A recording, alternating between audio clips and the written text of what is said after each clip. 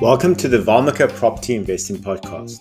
I'm JP, your host and the founder of Valmika Buyers Agency. With my background in investment banking, I'm here to share Wall Street tips and secrets for building a top 4% property portfolio. Let's dive into the world of property investment together. On this week's episode, we're going to discuss the importance of speed when purchasing property. Now, I don't want this speed to be taken out of context. What I mean by speed is once you've found the right property, the importance of securing it has got to do with speed. If you can move quickly, your odds of getting the property increase significantly. So to talk about this topic, I'm going to go through a case study. It's actually something that happened recently with one of our clients. And it was an example whereby we were able to get a property. It was actually a dream home that at a great price. And the reason why we were able to first acquire it and secondly get it at a great price was because we moved swiftly when we found the property. I'm going to discuss why speed matters, and I'm going to talk about the strategies that we used in order to get this quick decision making and acquire the property swiftly. Let's get straight into it. So I met a great couple 2 weeks ago. I actually met them at an auction. I was observing at the auction and they were bidding at the auction. They had quite a bit of competition at the auction. So there were another 2 bidders, actually 3 bidders besides them. So there was 4 bidders in total. And they were unsuccessful at acquiring the property. Afterwards, I bumped into them after we had left the actual auction. And I could see how distressed they were because this was 6 months into their journey. They didn't have the time to go and see many properties, and the properties that they did see, not many of them they didn't like. It wasn't suitable, it wasn't what they were looking for.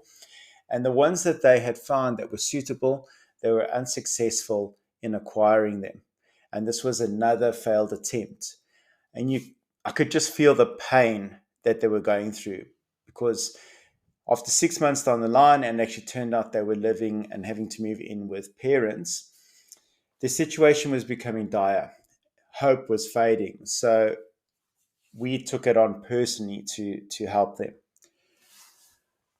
Within a week and a half, we had found their dream property. We had found it on the Tuesday and we had closed the acquisition that Friday.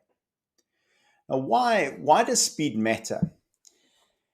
Think about it logically. So once you've found the ideal property, the quicker you move, the better your odds of getting it. But how and why is that the case? So if you think the more you leave it, the more days that go by, the more people go and view the property. The real estate agents are marketing them continuously. They're having inspections twice a week. So the more time that goes by, the more people that go and view the property, the more people that go to the inspections, the more competition there is for the property because more people get to see it. So the quicker you can move, the less competition there will be because the less days it'll be in the market. Also, when you found the right property, don't procrastinate. If you procrastinate, you get missed opportunities, and missed opportunities can cost you in the long run. So, for example, the current property market, although we're close to the peak of the hiking cycle, there is a shortage of property in the market. The supply is not enough to meet the current demand. I wouldn't say the current demand is huge, but because the supply is significantly less than the demand that's out there, property is selling, and it is selling quickly, and it is in high demand. So it's important to move quickly. So what strategies did we use in order to move quickly on this property? First of all, the most important one is getting pre-approval on financing. Having your finances in place gives you the confidence to move quickly on that property. Also remember that when you have found the right property, it's important to speak with your mortgage broker or your financier and make sure that you send them the details of their property. Bear in mind that even though you've got pre-approval, the amount of leverage or the amount of gearing that the bank will give you, so in other words, the amount of debt they will give you, depends on the valuation of the property.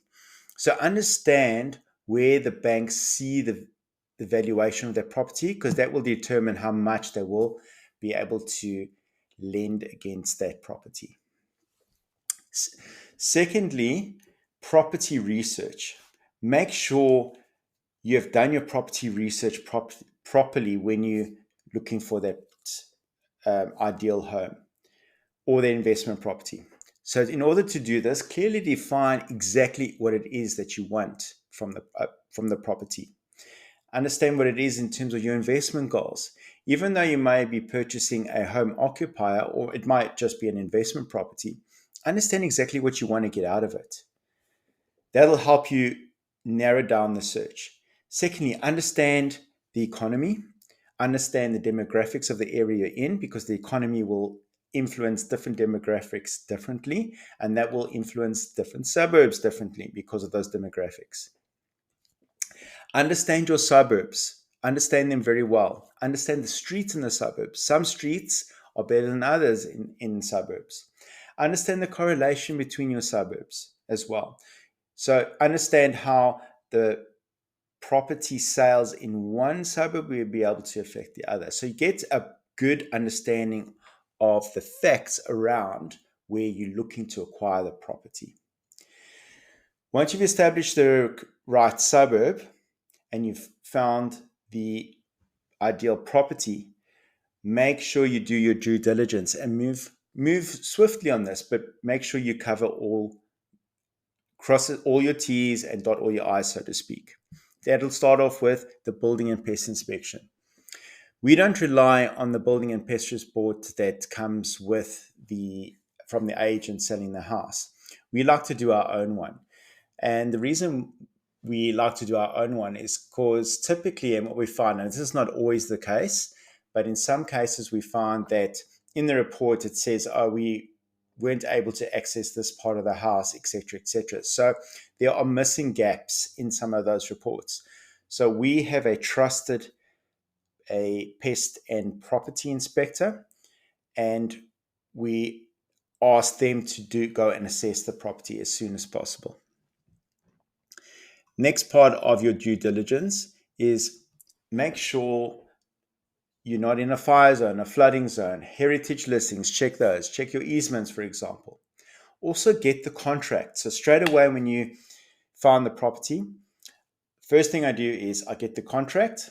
I get it reviewed by a property lawyer, conveyancer, and I move straight away to the negotiations. So don't leave your negotiations to last. Dive straight into it while you're doing your due diligence in parallel. And the negotiation starts off with getting a feel for the vendor's price expectations. Usually the price guide that it's advertised at is in some cases to attract as many buyers as possible. But the expectation is that it'll go a bit higher. Try and get a feel, try and draw that out from the agent as to where that expectation is. Secondly, in the negotiation, get a feel for the competition. You might find that certain agents will like to create the perception of a lot of competition. But try and draw it out and try and decipher what the actual competition is. And always remember that it might be an exaggeration when you're drawing that out. Also get a feel for the real estate agent style. Some agents will prefer to go to auction regardless of where your offer is, and some agents prefer to close deal outside of auction. So understand your agent.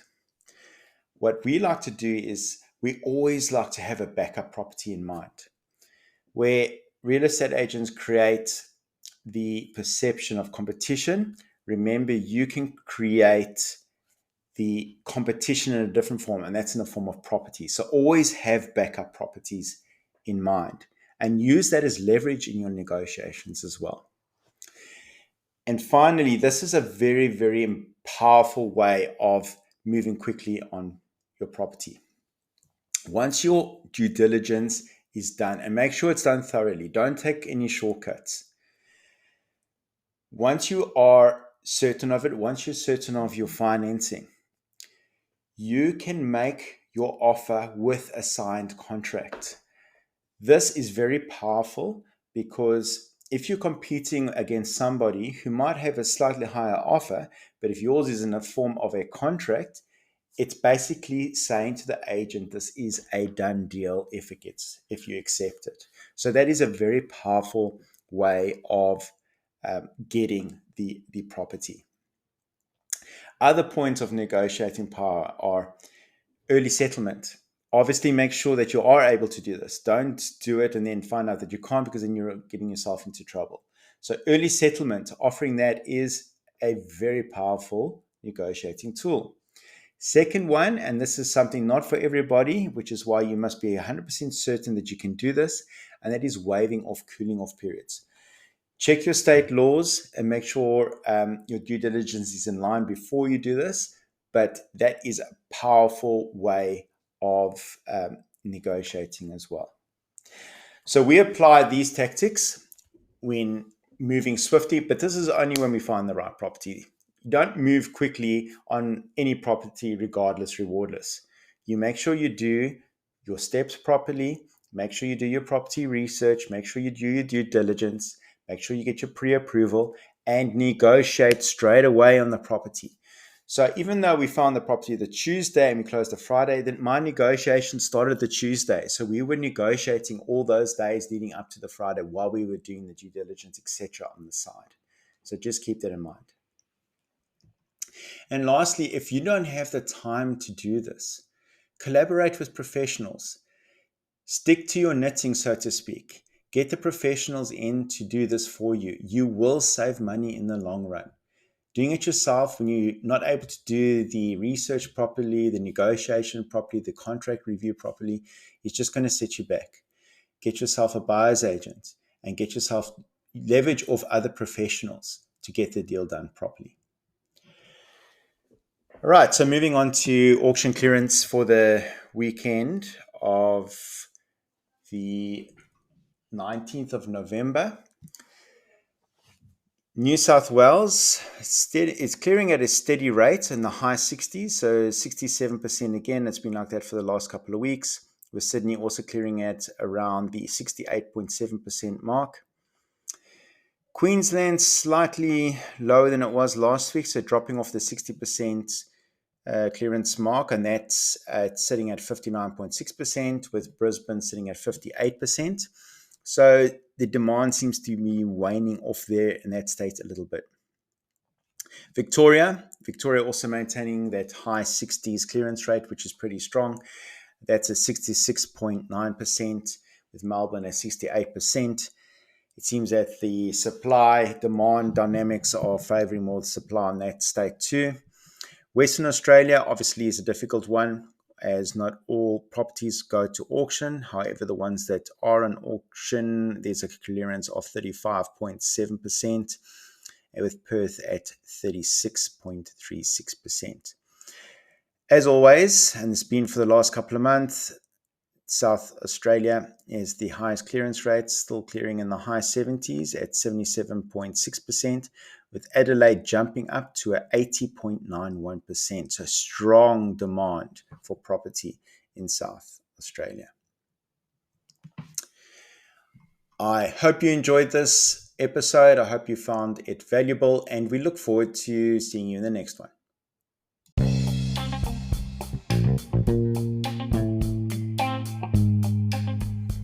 Thanks for tuning in to today's episode of the Valmika Property Investing Podcast. If you're interested in our services, please visit us at valmikaproperty.com. Remember, the content shared in this podcast is for entertainment purposes only. For personalized financial advice, always consult your trusted financial advisor or professional. See you in the next episode.